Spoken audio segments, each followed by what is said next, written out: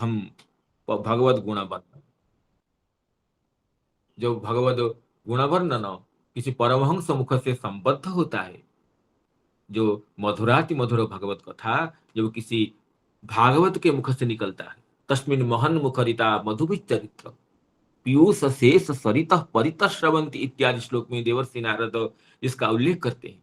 महन मुखरित होने से, स्वभावत मौनशील महज्जनों को मुखरित करते हुए जो कथा उनके हृदय से निकलती है, वो कथा तो परम मथुरा हो जाती है। उसमें माधुर्य क्या वर्णन करना है। तो और परमहंस कुल के जो महामुनिंद्र है, जो परम भागवत वृंद महेंद्र सुखदेव मुख संबद्धम किमुत, साधारण परम भागवत मुख संबद्ध होने से मधुर कथा मधुरतर हो जाती है। और जो कि परम भागवत वृंद महामहेंद्र श्री सुखदेव, उन्हीं के मुख से संस्पृष्ट होने से, उनके अधरामृत होने से ये कथा परम मधुरतम हो जाती है। इसमें क्या बताना है। इसलिए स्वादुता की परम काष्ठा को, परम सीमा को प्राप्त की है श्रीमद् भागवत कथा। सुख मुख विगलित कहने का यही तात्पर्य है। तो कल ये टीका चर्चा ये हो रही थी, अथत तेन स्वादितत्वात् अति मधुरम ततः श्रुतादि शाखातः शनै शनै पतनात् अखंडितम। इसलिए गुरु परंपरा बिना स्वबुद्धि बलेन आस्वादने श्रीमद् भागवतस्य खंडितत्वे पानाशक्ति सूचिता। कोई गुरु परंपरा को बात दे करके जो परम भागवत टीकाकारों की जो आस्वादन शैली है उसको छोड़ करके कोई अपनी बुद्धि से, अपनी मनीषा से, अपनी तर्क बुद्धि से कोई अगर इस भागवत रस को आस्वादन करने को चाहता है तो इसका अर्थ होता है कि उसे भागवत परंपरा से विच्युत हो जाता है। जो अखंडित फल है उसको खंडित ही मिलता है। इसलिए तो वो पूर्णतया पान करने में असमर्थ हो जाता है। पाना शक्ति ही सूचिता, पान में अशक्ति, हाँ, असामर्थ्य ही सूचित होता है। तो यही कहते हैं। कुछ कहना चाहते हैं कोई? तो आगे कहते हैं ननु कथं फलमेव पातव्यम इत्यत आह। तो कोई फल का तो पान नहीं करता है। फल तो, हाँ, क्या बोलना चाहते हैं कोई? तो कथम कथं फलमेव पातव्यम, फल को पान कैसे करेंगे। फल का तो भक्षण किया जाता है, फल का आस्वादन किया जाता है, फल का तो भोजन किया जाता है। तो पान कैसे करेंगे।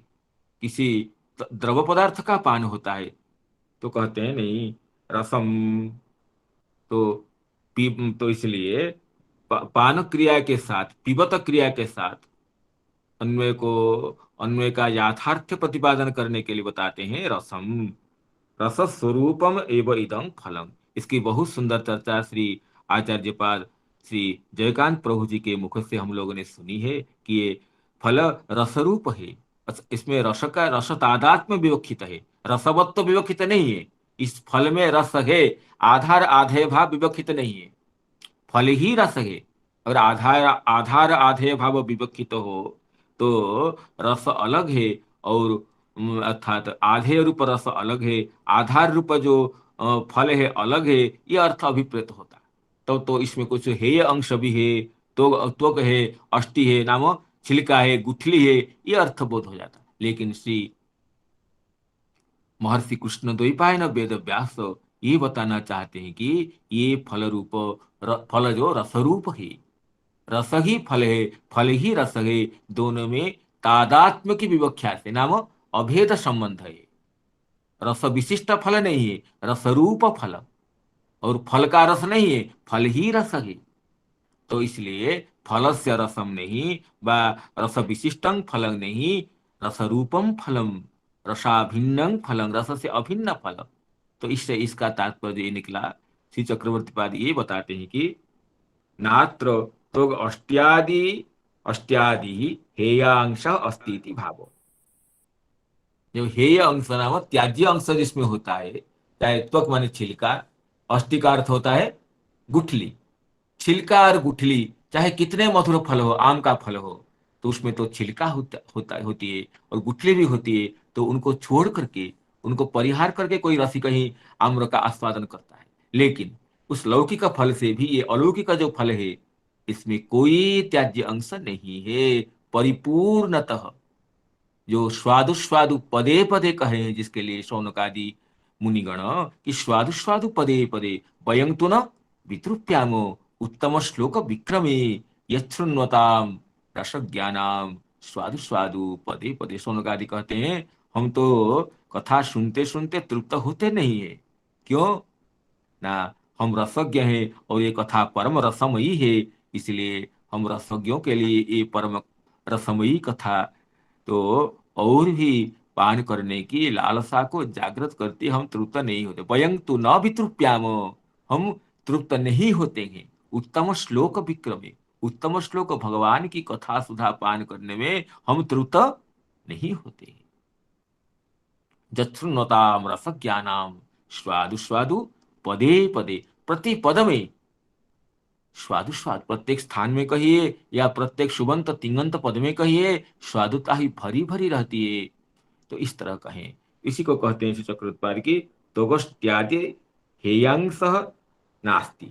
इसमें से जीव गोस्वामी, अगर हम इसमें जिज्ञासा होगी कि जो भागवत में जो इतर प्रसंग जो है, भगवान की कथा तो है, भक्तों की चरित्र भी है, लेकिन जहां पर राजवंशों का वर्णन है, असुरादि युद्ध का वर्णन है, जहीं इतर सृष्टियादि प्रसंग है, तो वहां पर तो उसका क्या तात्पर्य, वो क्या पदे पदे संपूर्णतया ग्राह्य है क्या है? तो उस पर से जीव गोस्वामी पाद अपनी लेखनी से ये कहते हैं कि श्री भागवत में, इसमें भगवत अस्य रसस्य भगवत प्रीतिमयत्वे अपि द्वैविध्यम।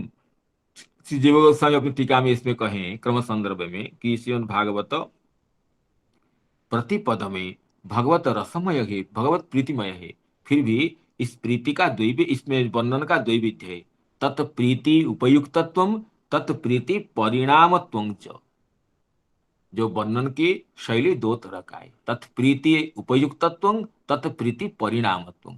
कहाँ कहाँ वर्णन ऐसा है जो भगवत प्रीति को उपयुक्त करने के लिए, वर्धित करने के लिए ये भिन्न भिन्न शैलियों से कही गई। तत्प्रीति उपयुक्तत्व, तत्प्रीति के लिए जो उपयोगी बनाई गई है।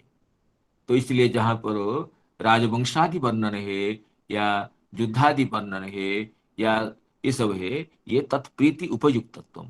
इसलिए यहाँ पर कहा गया है कि द्वादश स्कंद में कथा, जो राजवंश भविष्य काल के राजवंशों का वर्णन करके, कथा इमास्ते कथिता महीयसाम, कथा इमास्ते कथिता महीयसां विताय लोकेषु यशः परेयुषाम विज्ञान वैराग्य विवक्षया विभो बचो विभूतिर न तो पारमार्थ्यम। विज्ञान वैराग्य विवक्षया विभो बचो विभूतिर न तो पारमार्थ्यम। जो विभिन्न राजवंशों का जो वर्णन है, ये विज्ञान वैराग्य विवक्षया, विज्ञान का और वैराग्य का परिस्फुरण करने के लिए ये कहा गया है। बचो विभूति ही, ये वाग्विलास मात्र है, राजाओं का जो चरित्र है ये तो पारमार्थिक नहीं है, ये कहा गया। लेकिन और जहां कहते हैं कि दो तरह का वर्णन है, एक तो वर्णन है भगवत प्रीति परिणामत्वेन, भगवत प्रीति का परिपाक रूप में कहा वर्णन किया गया, इसलिए उसमें उसको द्वादश स्कंद में कहते हैं जस्तु तमश्लोक गुणानुवाद, यस्तु तमश्लोक गुणानुवाद संगीयते भिक्षणमंगलघ्न तमेव नित्यम शृणुयाद अभिक्षणम कृष्णे मलांग भक्ति मभिप्समान। जहां पर ही श्री कृष्ण की जो उत्तम चरितावली बलि का गान हुआ है, उसी को ही निरंतर सुनना चाहिए, जो श्री कृष्ण चरण कमलों में निर्मल भक्ति की आकांक्षा रखते हैं। जस्तु जस्तुत्तम श्लोक गुणानुवाद संगीयते नित्य ममंगलघ्न तमेव नित्यम शृणुयाद अभीक्षणम। नित्यं शृणुयात अभीक्षणं शृणुयात, प्रत्यह सुनना चाहिए और प्रत्यय में भी पुनः पुनः सुनना चाहिए। कृष्णे मलांग भक्ति समान, श्री कृष्ण चरण कमल में अमला भक्ति की आकांक्षा विशिष्ट भक्ति के द्वारा भगवान की जो उत्तम श्लोक गुणानुवाद का निरंतर सुनना चाहिए। तो जीवोत्सव बात कहें कि इसमें कुछ भी हेय अंश नहीं है, परिपूर्ण है, संपूर्ण भागवत भगवत प्रीति रसमय है।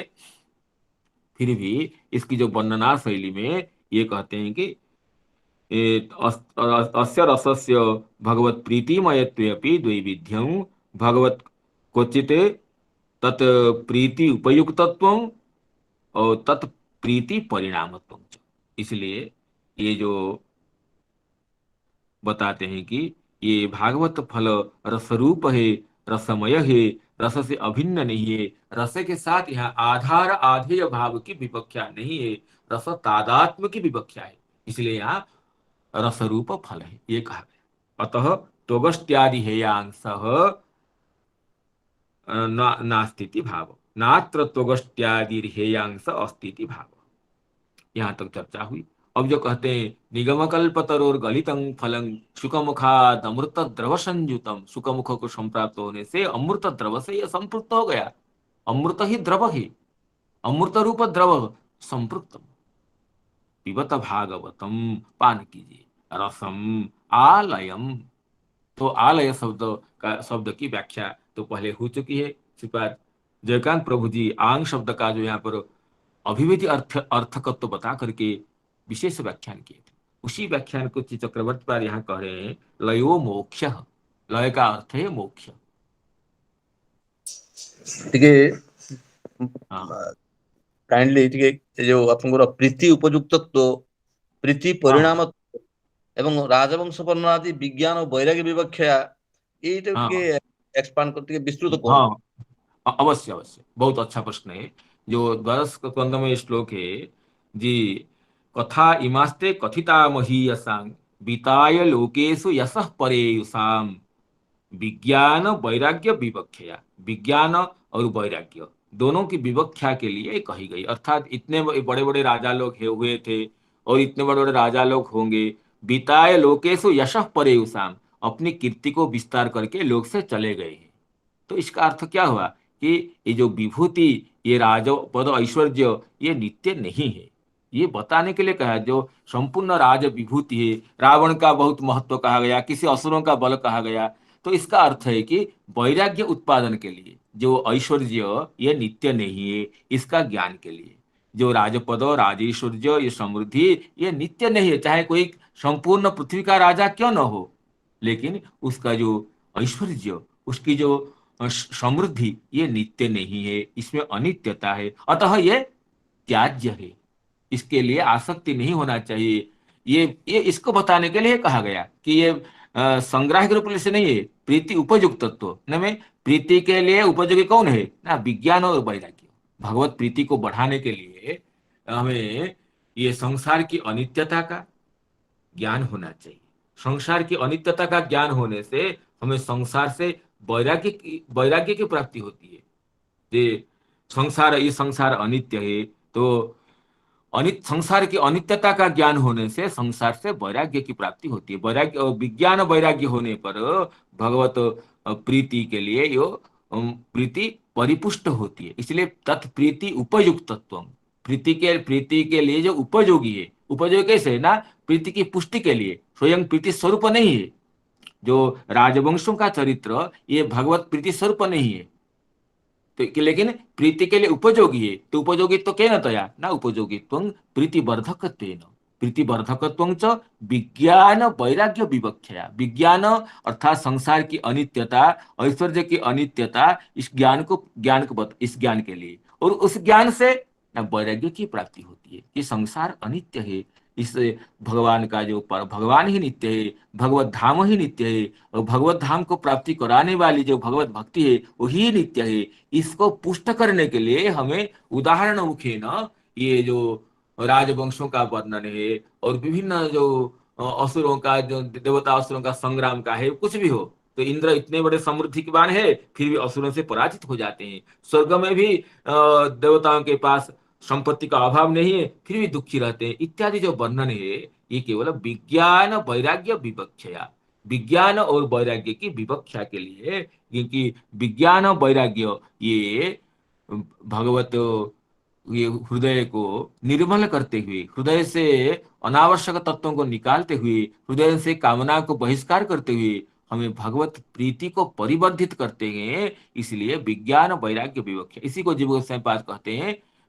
अस्य अस्य भगवत रसस्य भगवत प्रीतिमयत्वे अपि द्वैविध्यम, तत्प्रीति उपयुक्तत्वम तत्प्रीति परिणामत्वम च। इसलिए ये जो इतर वर्णन है, राजवंशादि का जो वर्णन है वो प्रीति उपयोगी है, लेकिन जहाँ पर साक्षात रूप से भगवान की लीला कथा का वर्णन है, भक्त चरित्र का वर्णन है, भगवत भक्ति महात्म्य का परिज्ञान है, वो तो प्रीति परिणाम रूपत्व, वो प्रीति का परिणाम है, अर्थात स्वतः प्रीति रूप है। प्रीति का परिप्रकाश है, विभिन्न रूप से जो भगवत प्रीति का ही वहाँ परिपूर्ण हुआ है, परिवर्तन हुआ है। इसलिए वो तात्पर्य ये हुआ कि जो राजवंश वंशादि का वर्णन है, कहीं देवासुर संग्राम का वर्णन है, वो सब भगवत प्रीति उपयुक्त तत्व होने से वो भी हेय अंश नहीं है, वो भी त्याज्य अंश नहीं है, क्योंकि वो भी प्रीति में उपयोगी है, प्रीति में उपकारी है, प्रीति वर्धन में सहायक है। अतः इसलिए कहते हैं कि विज्ञान वैराग्य विवक्षया विभो बचो विभूतिर न तो पारमार्थ्यम, ये कह करके बाद का श्लोक ये है, जस्तुत्तम श्लोक गुणानुवाद, जस्तुत्तम श्लोक गुणानुवाद संगीयते नित्य ममंगलघ्न।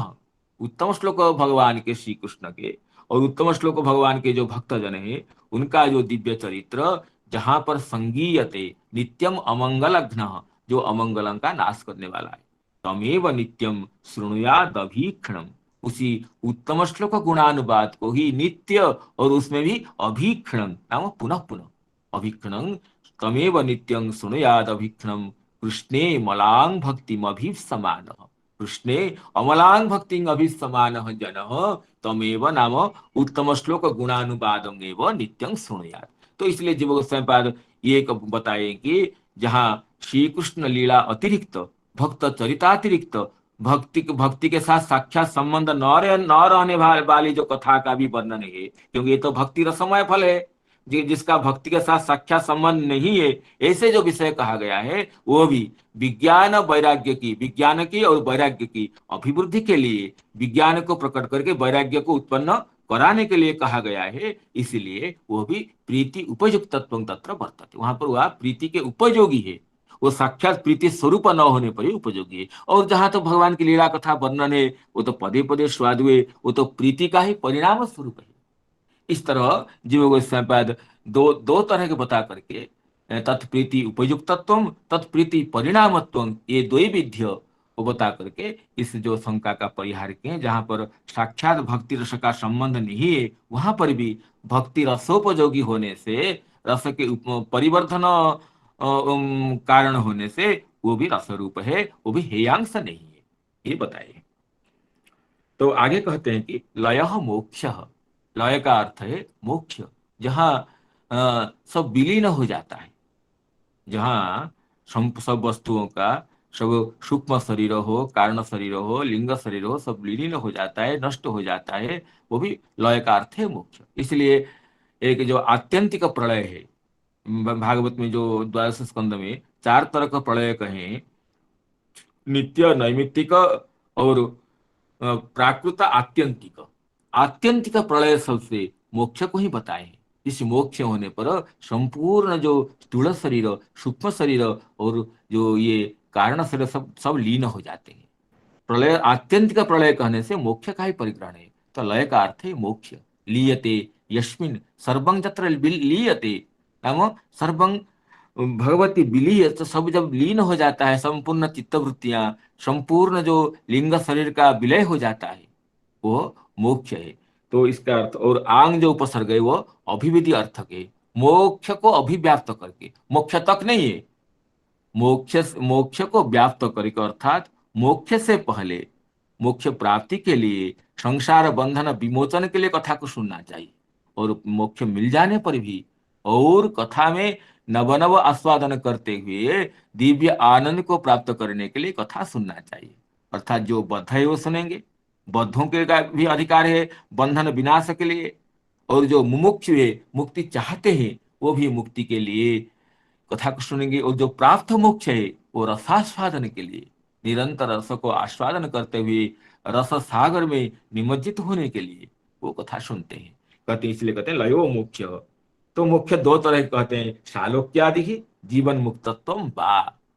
मुख्य कहने से हम शालोक्यादि, शालोक्य, साष्टी, सामीप्य, सारूप्य इत्यादि लेंगे, क्योंकि मोक्ष का पंचविधत्व कहा गया है, सायुज्य, सालोक्य, सारूप्य, साष्टी, सामीप्य। लेकिन सायुज्य मोक्ष में तो जीव तो लीन हो जाता है, उसका पृथक भाव नहीं रहता है, तो फिर उसमें आस्वादन करने की बात कहाँ है। जो सायुज्य मोक्ष में जैसे मिश्री का जल में विलय हो जाता है, वो तो समान रूपता हो गई। इसलिए जो सायुज्य मुख्य है उसमें जीवात्मा अपने स्वरूप को परमात्मा के तेज में विलीन कर देता है, उसकी पृथक अस्तित्व तो नहीं रह जाती है। इसलिए भक्तगण तो उसको स्वीकार नहीं करते ही है। सायुज्य कहते हैं कि सायुज्य मुख्य में कथम भी नहीं चाहिए, क्योंकि उसमें भगवत कथा आस्वादन का, भगवत कथा पीयूष पान करने का सौभाग्य से हम वंचित हो जाते हैं। लेकिन शालोक्य, शाक्ति, सामीप्य, सारूप्य इत्यादि जो मुख्य है वो तो ये भगवत कथा आस्वादन में इतना बाधक नहीं है। कभी कभी स्वीकार कर लेते हैं भगवान के सेवा के वो सहयोगी हो, तो ये वो शालोक्य आदि मुख्य हो। जो शालोक्य आदि मुख्य अर्थात जो भगवत धाम में वास करते हैं। उस दिन जैसे जयकांत प्रभु जी बता रहे थे, जैसे भगवती महालक्ष्मी भी वैकुंठ धाम में निरंतर भगवत गुणानुवाद में प्रवृत्त रहती है। भगवत महालक्ष्मी तो भगवान के नित्य प्रेयसी है, नित्य कांता है, उनकी बात छोड़िए। लेकिन जो वैकुंठ में जो भगवत पार्षद वृंद रहते हैं वो भी निरंतर भगवत कथा का आस्वादन करते रहते हैं। तो इसलिए जो शालोक्य प्राप्त जो ओ, उनके पार्षद वर्ग है, या जो साधन सिद्ध शालोक्य आदि प्राप्त जो साधक है, वो भी भगवत कथा का गान करते हैं। और इसलिए कहते हैं जीवन मुक्तत्व बा, और या अथवा इस शरीर में रहते हुए भी जो मुक्ति को प्राप्त हो गए, अर्थात माया बंधन से मुक्त हो गए, ऐसे व्यक्ति भी जो शालोक्यादि मुक्ति प्राप्त हुए हैं, और या जो जीवन मुक्त है, जीवत दशा में भी जो माया बंधन से विच्युत होने के नाते जिनको जीवन मुक्त कहा जाता है, जो जनक आदि जैसे महर्षि थे, तो इसी तरह वो भी तम वो लोग भी भगवान की कथा का गान करते हैं। श्रीधर स्वामी जी एक जगह एक श्रुति का वचन का उल्लेख किए, मुक्तापि लीलया विग्रहं कृत्वा हरिं भजन्ति। जो मुक्त व्यक्ति है, जो शालोक्यादि प्राप्त मुक्त हैं, वो भी लीला से अर्थात रसास्वादने की इच्छा से शरीर धारण करके भगवान की कथा का आस्वादन करते हैं, भगवान की सेवा करते हैं। तो इसलिए कहते हैं कि तम अभिव्याप्य तत्र तत्र भगवत लीला गान प्रसिद्ध है। ये प्रसिद्ध है ही। जो प्राप्त मुक्त मुनिगण भी भगवान की कथा का गान करते रहते, ये तो प्रसिद्ध है। देवर्षि नारद, उनसे बड़ा मुक्त कौन होगा। लेकिन उन्हीं का तो नित्य यही नैमित्तिक निरंतर इनका कार्य है कि भगवान की अपनी वीणा में देवदत्ताम इमाम वीणाम स्वर ब्रह्म विभूषिताम मूर्छयित्वा हरि कथाम गायमान चराम्य। देवर्षि नारद खुद कहते हैं, ये मेरी देवदत्त वीणा में भगवान की कथा कथा की जो दिव्य मूर्छना करते हुए विभिन्न संगीतों से भगवत कथा को गान करते हुए, और तापत इस कथा के गान से त्रिताप संतप्त संसार सरणी के जनगणों के दुखों को विनष्ट करते हुए मैं निरंतर भ्रमण करता रहता हूँ। इसलिए वो कहते हैं ऋषिगण की, अहो देवर्षि धन्योयम, ये देवर्षि बड़ा धन्य है। जत कीर्ति सारंग धन्वन, सारंग धन्वा भगवान की विमल कीर्ति का गान करते हुए गायन माद्यन इमांग लोकम। तो वो गान करते हैं और खुद गान करते हैं और लोग को भी संतुष्ट करते हैं। अहो देवर्षि धन्योयम, देवर्षि धन्य है, स्वयं गान करते हैं और गान करते करते मत्त हो जाते हैं। इसलिए वो देवर्षि धन्य करते हैं। और सनकादि तो कथा मात्रिक जीवी है, सनकादि तो प्राप्त मुक्त है। तो ये पूर्वे सांग अभी पूर्वजा है, लेकिन प्राप्त वो 5 वर्ष बालक की वजह से उनकी आयु है। लेकिन कथा मात्रिक जीवी न हो। कभी एक श्रोता बन जाते हैं तो और तीन, एक वक्ता बन जाते हैं तो 3 श्रोता होते हैं, और वो उनसे फिर दूसरे कोई श्रोता हो जाते हैं तो और कोई और 3 वक्ता हो जाते हैं। तो कथा मात्रिक जीव है। और खुद क्या भागवत की जो वक्ता सुखदेव जी है, वो तो प्राप्त मुख्य है। निर्गुण ब्रह्मनिष्ठ थे, खुद कहते हैं कि नैर्गुण हम नैर्गुण्य ब्रह्मनिष्ठोपि, मु निर्गुण ब्रह्म में परिनिष्ठ था, परिनिष्ठो भी नैर्गुण्य उत्तम श्लोक लीलया गृहीत चेता राजर्षि आख्यानम तदधीतवान। मैं परिनिष्ठित था निर्गुण ब्रह्म में, फिर भी गृहीत चेता राजर्षि आख्यानं तदधीतवान। शोषुक निभृत चेता तद विदस्तान्य भावो पेजित रुचिर लीला कृष्णसार तदीयम। वो शोषुक निमग्न होने पर भी, आत्माराम होने पर भी भगवान की रुचिर लीला से जब उनके चित्त का धैर्य समाकुष्ट हो गया, वो जो निखिल तत्व प्रकाशक श्री भागवत का अध्ययन किए और प्रकाशन भी किए। और जैसे ये तो प्राचीन महात्मा गण हो गए, और इस कलियुग के जो महात्मा गण है, जैसे श्रीपाद मधुसूदन सरस्वती पाद है, उनसे बड़ा ज्ञानी कौन होगा, जो कि अद्वैत सिद्धि ग्रंथ के प्रणेता हैं। लेकिन वो खुद कहते हैं कि मैं ज्ञानियों के आराध्य होकर के शोषुक सिंहासन पर मैं आरूढ़ था, लेकिन भगवान श्री कृष्ण की जो लीला माधुरी मुझे आकृष्ट कर लिया। अद्वैत बीथी पथिके रूपास्या स्वराज्य सिंहासन लब्ध दीक्षा। अद्वैत बीथी का जो पथिक है, उनके द्वारा में उपासनीय चरित्र था। और स्वराज्य सिंहासन, अपने जो आत्मानंद रूप जो सिंहासन है, स्वर्ग राज्य का जो सिंहासन है दिव्यानंद का, उसमें मैं दीक्षित था। हठेन केनापि वयं शठेन दासीकृता गोप बधू बिटेन। जो कोई हठ में आकर के बलपूर्वक गोप वधुओं का कोई प्रिय हमें अपना दास बना लिया। इसीलिए खुद अपनी गीता की व्याख्या में श्री मधुसूदन सरस्वती पाद, जो अद्वैत सिद्धि के प्रणेता होने के नाते अद्वैत ज्ञान के जो प्रकाशक थे, फिर भी वो कहते हैं कि ध्यानाभ्यास वशीकृतेन मनसा कन्निर्गुणम निष्क्रियम ज्योति किंचन योगिनो यदि हृदा पश्यन्ति पश्यन्तु ते। अगर ध्यानाभ्यास वशीकृत मन के द्वारा योगी जन किसी निर्गुण ज्योति का अवलोकन करते हैं, तो उनको करने दीजिए, हमें कोई बोलना नहीं है। किंतु हमारे लिए हमारा क्या, देखिए लक्ष्य क्या है, अस्माकं तो तदेव लोचन चमत्काराय भूया चिरम कालिंदी पुलिनोदरे किमपि जन नीलंग महो धावती। हमारे लिए तो यही हमारा सर्वस्व है कि कालिंदी तट पर यमुना के नील कल्लोळ के जो पुलिन है, जमुना नील कल्लोळ पुलिन में कालिंदी पुलिनोदरे किमपि यत नीलंग मह, जो नील ज्योति प्रभावित हो रही है, वो उसी के आलोकन में ही, उसी के अवलोकन में ही हमारा जीवन व्यतीत हो, यही हमारा ध्येय है। कोई अगर निर्गुण निष्क्रिय ज्योति को देखता है तो देखने दो उसको, हमें कोई बोलना नहीं है, उससे कोई विरोध हमारा नहीं है। ध्यानाभ्यास वशीकृतेन मनसा तन्निर्गुणं निष्क्रियं ज्योति किंचन योगिनो यदि हृदा पश्यन्ति पश्यन्तु ते। अस्माकं तु तदेव लोचन चमत्काराय भूयाच्चिरं कालिंदी पुलिनोदरे किमपि जन नीलं महो धावती। इसलिए श्री मधुसूदन सरस्वती पाद आगे कहते हैं कि कृष्णात् परम किमपि तत्वमहं न जाने। तत्व पद का उल्लेख करके बताते हैं कि भगवान श्री कृष्ण को छोड़ करके कोई तत्व, आत्म तत्व, परमात्म तत्व, माया तत्व और आत्मा परमात्मा एकत्र रूप तत्व हम विचार करने की जरूरत ही नहीं। हम तो वंशी विभूषित कर नवनीर सुंदर मुख, नवनीर सुंदर तनु श्री कृष्ण के चरण कमलों को ही हम ध्यान करते।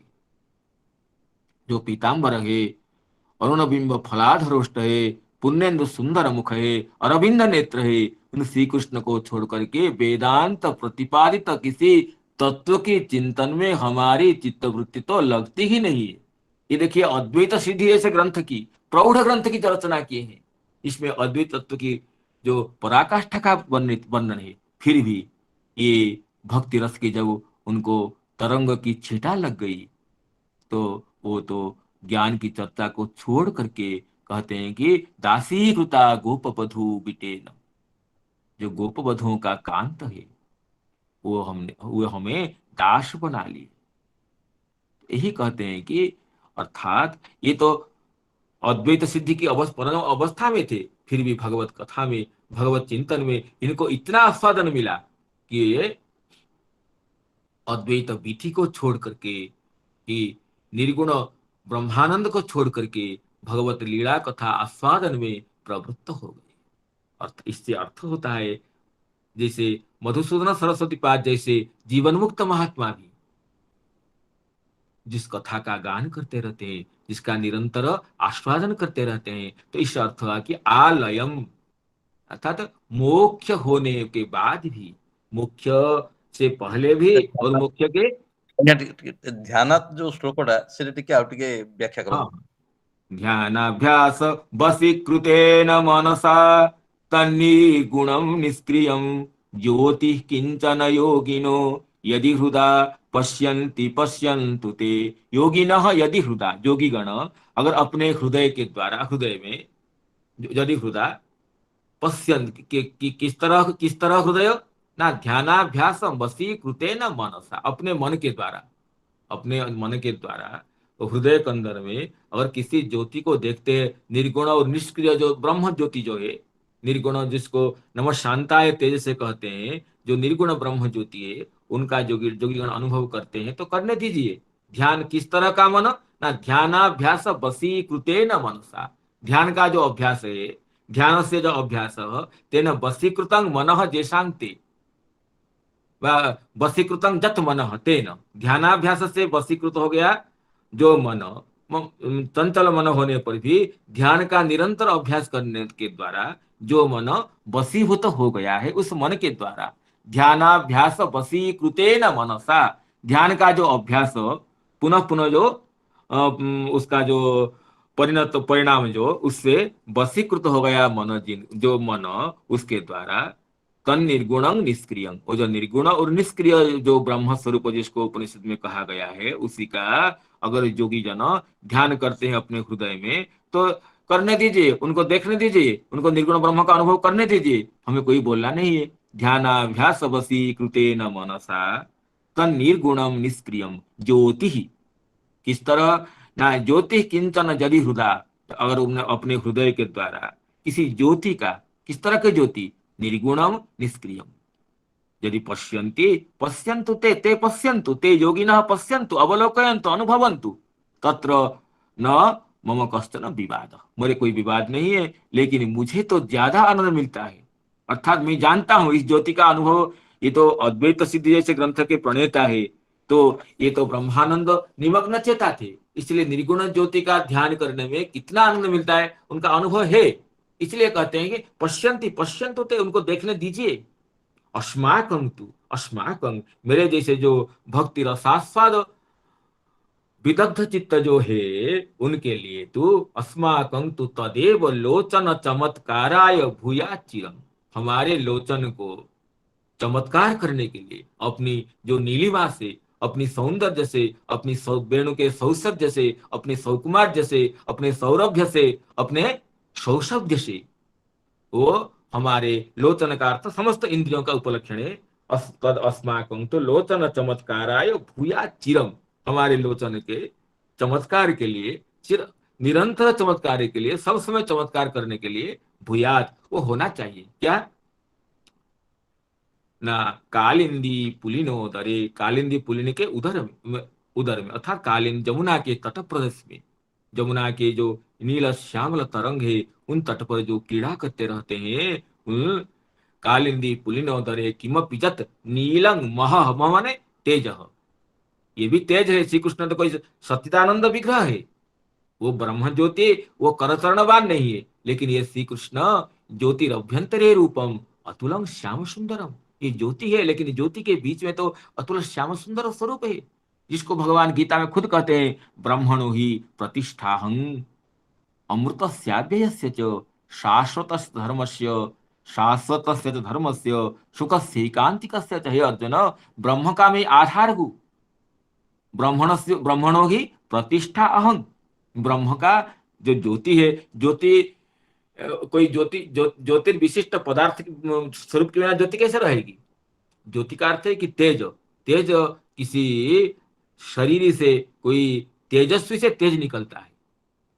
इसलिए लेकिन ज्ञानीगण जब दूर से अनुभव करते हैं उस तेज को, उस तेज के बीच में जो श्याम सुंदर श्री कृष्ण है उनको अनुभव नहीं करते हैं, केवल तेज का अनुभव करते हैं, उसी से तन्मय हो जाते हैं। उसी से ही ज्ञानी गणों का ये जो दिव्यानंद प्राप्त होता है ज्ञानियों को। लेकिन भक्तगण उनके निकट में जाते हैं, इसके लिए कहते हैं कपिल देव जी, पश्यन्ति ते में रुचिरान्यम्ब संत प्रसन्न वक्त्रारुणलोचनानि। हे हे मातः, जो मेरी भक्ति सुधा महोदधि में निमग्न महात्मा गण है, मेरे रूप का साक्षात्कार करते हैं। पश्यन्ति पश्यन्ति ते में रुचिरान्यम्ब संतः प्रसन्न वक्त्रारुणलोचनानि रूपाणि दिव्यानि वरप्रदानि साकं वाचं स्पृहणीयं वदन्ति। केवल देखते ही इतना नहीं है, साकं वाचं मेरे साथ स्पृहणीय बातचीत भी करते हैं। इसलिए जो ज्ञानीगण जिसको निर्गुण निष्क्रिय शांत तेज कहते हैं, तो शांत तेज थोड़े बातचीत करेगा वो तेज तो तेज है, केवल हृदय में ध्यान करने का विषय है। लेकिन उसको सर्वेंद्रिय से अनुभव करना, उसको आलिंगन करना, उसको चूमना, उससे बातचीत करना, वो निर्गुण निष्क्रिय ब्रह्म तेज के पक्ष में बिल्कुल संभव नहीं है।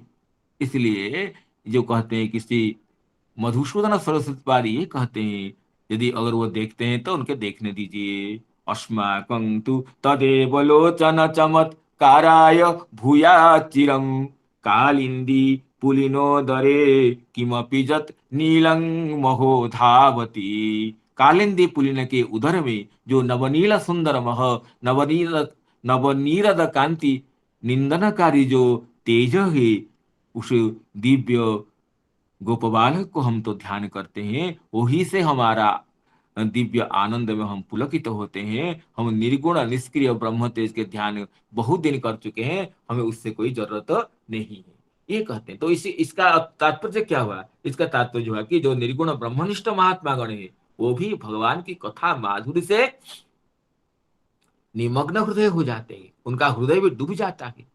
इसलिए तो इसमें तो प्राचीन महर्षिगण नारद सनकादि और स्वयं भाग सुकदेव, ये तो प्रमाण है ही।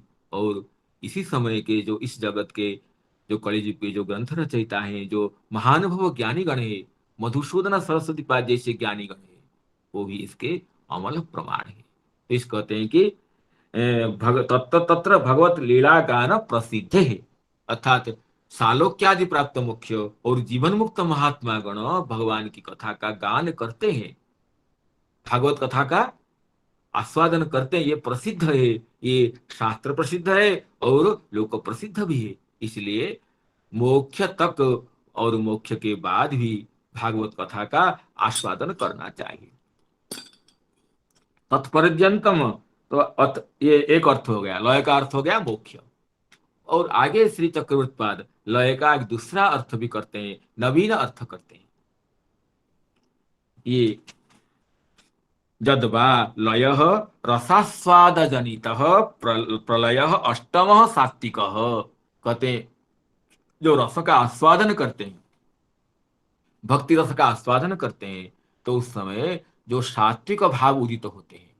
सात्विक जो हमारे जो रससूत्र प्रणेता जो भरत महर्षि हैं, वो जो रस का विचार करते हैं, तो वो सूत्र उनका है कि विभाव अनुभाव व्यभिचारी संयोगात रस निष्पत्ति ही।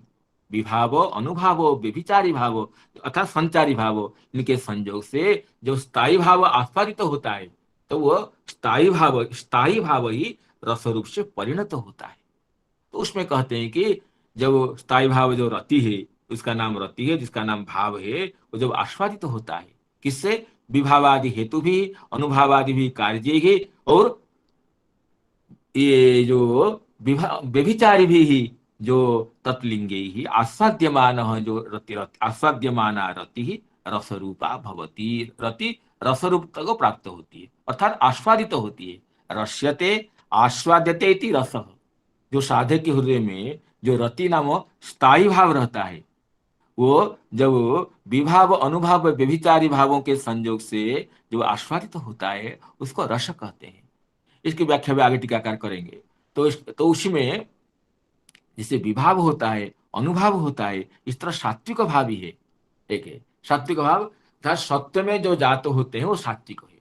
सत्व कहते हैं कि श्री रूप गोस्वामी पाद अपने भक्ति रसामृत सिंधु में सात्विक भाव की व्याख्या करते ये कहें, सत्वे चित्तम यहाँ भावे चित्तम यहाँ क्रांतम सत्वम इत्युच्यते बुद्धि। जब चित्त भाव से आक्रांत हो जाता है, भाव से परिपूर्ण हो जाता है, उस चित्त को सत्व कहते हैं। भावे चित्तमिहाक्रांतम सत्वम इत्युच्यते बुधे। बुधे सत्वम इति उच्यते। कौन सा? ना भावे चित्तम यहा क्रांतम, भावे आक्रांतम चित्तम, भाव के द्वारा जो परिपूर्ण जो चित्त है उसको सत्व कहते हैं। दिव्य भाव से आक्रांत चित्त को सत्व कहते हैं। और सत्वाद अस्मा समुत्पन्ना दे भावास्ते तो सात्विका। और सत्व से अर्थात भाव समाक्रांत चित्त से जो उदित होते हैं, प्रकटित होते हैं, उसको सात्विक भाव कहते हैं। भावो तो इसका अर्थ हुआ भावे चित्तम यहाँ क्रांतम सत्व मृत्युच्यते बुधि। और सत्वात अस्मा समुत्पन्ना जे भावास्ते तो सात्विका। अतः इस सत्व से जो उत्पन्न होते हैं, अर्थात भाव संयुक्त चित्त चित्त से जो उदित होते हैं, जो जात होते हैं, उनको सात्विक भाव कहते हैं। और उन सात्विक भावों को भी 8 तरह बताया गया है शास्त्रों में। तंब स्वेदोथो रोमांच स्वरभंगोत बेपथु वैवर्ण्यम अश्रु प्रलय इत्यष्टो सात्विका मता। स्तंभ भाव, स्तंभीभूत हो जाना, जड़ हो जाना। स्वेद, स्वेद से पसीनों से लथपथ हो जाना, रोमांचित होना, इस सात्विक भाव है। स्तंभ स्वेदोथो रोमांच स्वरभंगोत बेपथु, कंठ गदगद हो जाना, कंठ से वाणी निस्तृत न होना, बेपथु शरीर कंपित हो जाना, वैवर्ण्यम विवर्णता अपना रूप बदल जाना, पीला पड़ जाना, अश्रु अर्थात नयनंग जो नयनंग गलदश्रु धारा है कहीं, अश्रु से सिक्त हो जाना। और अंतिम भाव, अंतिम सात्विक भाव है प्रलय, अर्थात चित्तवृत्ति विलीन हो जाना। चित्तवृत्तियां जब भगवान के चरण कमल में विलीन हो जाती है तो ये सब उसको प्रलय भाव है, जब कुछ करने की क्षमता ही नहीं रहती है। न मन मनन कर सकता है, न बुद्धि निश्चय कर सकती है, न इंद्रिय कुछ काम कर सकते हैं। इस तरह जो समस्त इंद्रिय व्यापारों की जब विरति हो जाती है, जैसे मूर्छा जैसी अवस्था, मूर्छा तो व्याधि से होती है, लेकिन ये तो दिव्य आनंद के आस्वादन की एक अवस्था विशेष है जिसमें चित्तवृत्तियां अपने आराध्य में लीन हो करके वो अपने शुद्ध बुद्ध खो बैठती है। ये अंतिम अवस्था है। फिर कुछ समय बाद फिर ये अवस्था व्यतीत होती है, फिर साधक के और दूसरे भाव आते हैं। और इन भावों को भी रूप गोस्वामी पाद धूमायित और दीप्त सुदीप्त इत्यादि विभिन्न भेद किए हैं। किस समय एक ही भाव आए और सामान्य रूप से आए, और एक साथ 2-3 भाव आए, वो भी अधिक होकर आए। इस तरह से भक्ति रसामृत सिंधु ग्रंथ में इन भावों का किस तरह उदय होता है, किस तरह धुमायित अवस्था होती है, प्रज्वलित अवस्था होती है, दीप्त अवस्था होती है, उद्दीप्त अवस्था होती है, इन सब की चर्चा है। तो इसमें कहते हैं कि प्रलय जो अष्टम भाव, जो प्रलय रूप जो अष्टम भाव है, तो ये लय कहने से प्रलय, प्रकृष्ट लय प्रलय एक ही बात है। तो भागवत में भी इन जो सात्विक भावों की पुनः पुनः चर्चा है। एक उदाहरण हम लेते हैं, जब श्री भगवान उद्धव जी को गोपियों की भक्ति के बारे में बताते हैं, एकादश स्कंद के 12 अध्याय के 12 श्लोक में, ये श्रीमद् भागवत में श्री भगवान उद्धव जी को कहते हैं, ता ना विदन मध्य अनुसंगबद्ध। ताह, ताह माने उन गोपिकाएं, ता ना विदन मध्य अनुसंगबद्ध स्वमात्मानमदस्तथेदं ताना विदन् मध्यनुसंगबद्ध धियः स्वमात्मानमदस्तथेदं यथा समाधु मुनयोऽब्धितो ये नद्यः प्रविष्टा इव नामरूपे, नद्यः प्रविष्टा इव नामरूपे ताना विदन् मध्यनुसंगबद्ध धियः स्वमात्मानमदस्तथेदं।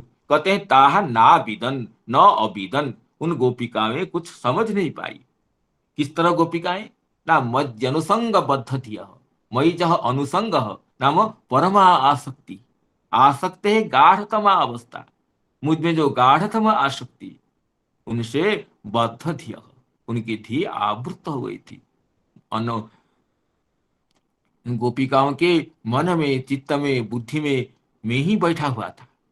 ता नाबिदन मध्यनुसंग बद्ध धिय, वो मेरे मुझ में जो अनुसंग उससे बद्ध हो गई थी, अर्थात परिपूर्ण आवृत हो गई थी जिनकी थी, ऐसे गोपिकाएं नाबिदन, किंग नाबिदन ना स्वमात्मान मदस्त थे, स्वम अपने शरीर को, शरीर के शुद्ध बोध खो बैठी।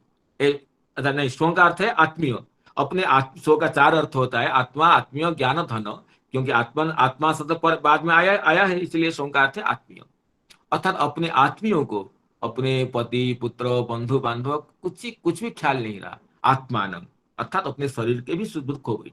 स्वम आत्मानम अदह तथा इदम, अदह नाम परलोक, वो जो लोक, और इदम इस लोक को, अर्थात अपने आत्मियों को, अपने शरीर को, परलोक को, यह लोक को कुछ भी नहीं उनके समझ में आया, अर्थात वो किस ज्ञान ही नहीं रहा। कैसे उदाहरण देते हैं, देखिए दो सुंदर उदाहरण देते हैं। कैसे ना, एक देते हैं कि यथा समाधु मुनय, समाधि की अवस्था में, अष्टांग जो की जो अंतिम अवस्था जो अंग है समाधि, उस समाधि का भी जो निर्विकल्प और सविकल्प में जो अंतिम निर्विकल्प समाधि है, उसमें प्रविष्ट होने पर योगी अपने स्वरूप का और बाह्य वृत्ति का वो कुछ ज्ञान नहीं रहता है। यथा समाधो मुनय, मुनिगण जिस तरह समाधि में प्रविष्ट होकर के अपने को और अपने संबंधियों को और बाह्य देश को विस्मृत हो जाते हैं, इसी तरह गोपियां ने सब भूल गई। और दूसरा उदाहरण देते हैं, यथा नद्या प्रविष्टा इव नाम रूपे अवधि तो ये, समुद्र के जल में प्रविष्ट होने पर जैसे नदी अपने नाम रूप को खो देती है। गंगा तो कितने दूर से बहती हुई आती है, लेकिन जब समुद्र में गंगा देवी पहुंच जाती है तो कितने कितनी नदियां पहुंच जाती है, तो वो समुद्रत्व नहीं उनकी वर्णना होती है, उनका पृथक रूप और नाम नहीं रहता है, अपने आप को विसर्जित कर देती है। इसी तरह गोपियां भगवान की चिंतन में इस तरह तल्लीन हो गई थी कि अपना शुद्ध बुद्ध खो बैठी थी गोपियां। उनकी उनको अपने शरीर का, शरीर संबंधियों का, यह लोक का, परलोक का कुछ भी भान नहीं था। ये तो प्रलय अवस्था है, जो अष्ट सात्विक विकार का जो अंतिम अवस्था प्रलय अवस्था है। तो इस तरह ये तो पुनः पुनः भागवत में चर्चा आती है कि स्तंभ, स्वेद, रोमांच, सर्वंग, वैवन्य, अश्रु, प्रलय, ये जो सात्विक भाव से है, जिसको रसास्वादन में जो ये जो सब उपकारी है, रसास्वादन का जो चिन्ह है, ये रसास्वादन होने से ये चिन्ह उसका परिप्रकाशक होते हैं। तो ये तो निरंतर अवस्थाएं आती रहती है। तो ये तानाविदन मज्जनुसंगबद्ध धियस्वमात्मानमदस्तथेदं यथा समाधो मुनयोब्धितो ये नद्यः प्रविष्टा इव नाम रूपे। और इस तरह जो प्रलय अवस्था का जो वर्णन है, ये कहते हैं तब तक पान करना चाहिए। ये तो गोपियां तो नित्य सिद्ध भगवान की कांताएं हैं, लेकिन साधक को भी साधन करते करते ये इस तरह के अष्ट सात्विक विकार भी उसके साधन के, उसके आस्वादन के चिन्ह रूप से प्रकाशित होते हैं। तो जब तक स्तंभ भाव है, श्वेत भाव है, रोमांच है, अश्रु है, वैवर्ण है, तो आस्वादन कर सकते हैं। लेकिन जब प्रलय भाव आ जाता है, उस समय तो आस्वादन तो बाहर से नहीं हो सकती है, तब तक आस्वादन करना चाहिए जब तक अष्ट सात्विक विकारों की अंतिम दशा प्रलय अवस्था प्राप्त नहीं होती है। और प्रलय दशा प्राप्त हो जाती है तब तो आस्वादन तो बाहर नहीं हो सकता है, लेकिन प्रलय से उठने पर पुनः आस्वादन करना चाहिए। इस तरह ये जो प्रलय की जो स्थितियां है, ये कहते हैं कि श्री चक्रपाद जद्वालय रसास्वाद जनित प्रलय अष्ट सात्विक स्तंभ पर्यंतम, अष्टम सात्विक तत्पर्यंतम पिबत, प्रलय अष्टम सात्विक तत्पर्यंतम पिबत।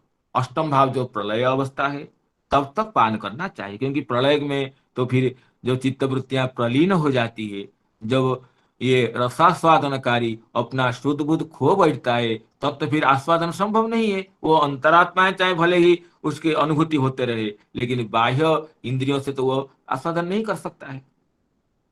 उसकी समस्त इंद्रिय शक्तियां अपनी शुद्ध बुद्ध खो बैठ करके अपने प्रियतम के चरणों में विलीन हो जाती है। जो अवस्था है, उस अवस्था का परिचायक है ये प्रलय रूप सात्विक भाव। इसका एक उदाहरण ये दिए। और इस तरह जो स्तंभ भाव है, जब शरीर जड़ हो जाता है, जब शरीर जड़ रूपता को प्राप्त हो जाती है, उसको कहते हैं स्तंभ भाव। वो स्तंभ भाव जो है, वो स्तंभ से ही सात्विक भाव का प्रारंभ होता है। स्तंभ भाव के जो प्रहलाद जी की वर्णना है, ये कृष्ण ग्रह गृहीत आत्मा न वेद जगद ईदृशम। प्रहलाद जी कृष्ण ग्रह से गृहीत होकर के इतने स्तंभ सदृश हो जाते थे, अर्थात स्थिर हो जाते थे, तो ये जगत का ज्ञान उनको नहीं होता था। ये सात्विक भाव का ही परिप्रकाश है। इसी तरह और भगवान की वेणुध्वनि सुनने सुनने के बाद जो गाय और बच्चा जो तृणों का भोजन कर रहे थे, वो तृणों को तो अंदर नहीं ले सकते थे और बाहर भी नहीं फेंक सकते थे। गावश्च कृष्ण मुख निर्गत वेणु गीत पीयूष मुत्तभित कर्ण पुटे पिबन्त्यः श्रावः स्नुतस्तनपयः कवलाश्मतस्थु गोविंद मात्मनि दुशास्त्रु कला स्पृशन्त्यः। तो गाभी गण और उनके बछड़े गण भगवान की जब वेणु माधुरी का श्रवण करते हैं करने के द्वारा, तो वो क्या करते हैं ना, जो तृण कवल वो मुख में लिए थे, वो मुख में लेकर ही रह जाते, न अंदर ले सकते थे न बाहर फेंक सकते थे, क्योंकि उनका स्तंभ, ये जो भाव है स्तंभ भाव का परिप्रकाश है। तो व्यक्ति जड़ हो जाए, तो भागवत में इस तरह स्तंभ भाव कहीं पर कहा गया है कि चित्र लिखित, जैसे जो भगवान की वंशी सुन करके जो सरस सारस हंस विहंगा वेणु गीत हृत चेतस एत्य हरिमुपा सतते यत चित्ता निद्रिता लिखित चित्रमिवासन। जैसे कोई सो गया व्यक्ति, जैसे उसको तो हाथ पैर नहीं हिलाता है, और लिखित चित्रमिवासन, कोई चित्र में लिख दिया है। इस तरह भगवान की वेणु गीति को श्रवण करके सारस हंस विहंग निद्रित जैसे लिखित चित्र जैसे हो जाते थे। तो ये स्तंभ भाव सात्विक भाव का ये प्रकाश है। इस तरह यहाँ पर चक्रवर्ती ये कहते हैं कि जद्वालय रसास्वाद जनित प्रलय अष्टम सात्विक तत्पर्यंतम पिबत इत्यनेन पाने स्तंभाद्या सात्विका भवतीति ज्ञेयं। पान में स्तंभ प्रवृत्ति सात्विक भाव प्रकटित होते हैं, ये अर्थ आया। इस तरह चक्रवर्तीपाद प्रलय जो लय शब्द का ये प्रलय रूप अष्ट सात्विक विकार का अर्थ करते हुए यहाँ पर एक अभिनव व्याख्या प्रस्तुत की है चक्रवर्तीपाद ने। तो हमारा परम सौभाग्य रहा, हमें इस तरह आप सभी की अनुकंपा से, करुणा से इस तरह दिव्य अर्थ का आस्वादन के लिए कुछ भी क्षण मिला।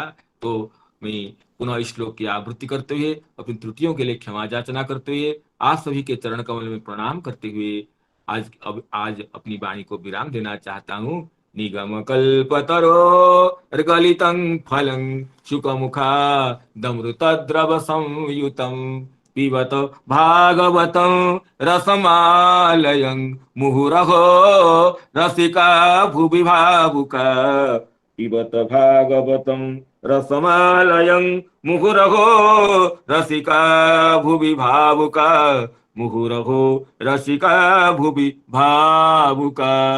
जय जय श्री राधे। प्रणाम। प्रणाम। धन्यवाद। हरे कृष्ण प्रभु जी की जय।